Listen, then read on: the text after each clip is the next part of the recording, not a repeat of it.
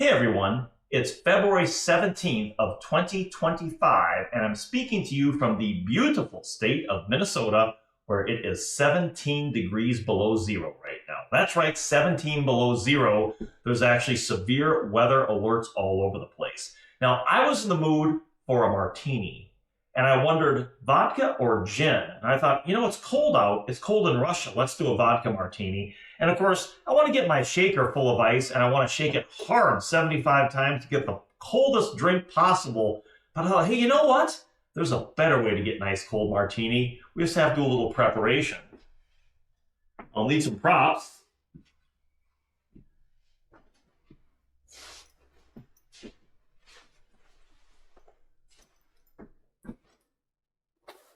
All right, let's go get that ice cold martini.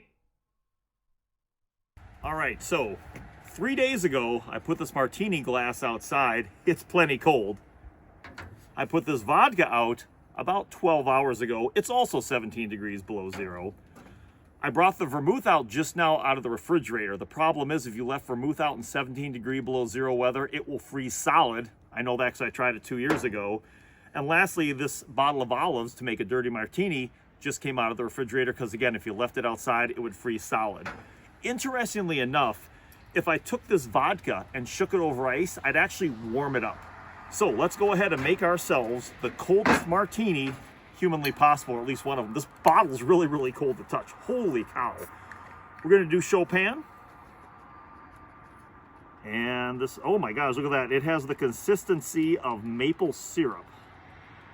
All right, well, it certainly looks wonderful. Now, a lot of people love the dry martini. It's not a martini without just a tad, a couple drops of vermouth. So let's go ahead and add just a little drizzle of vermouth.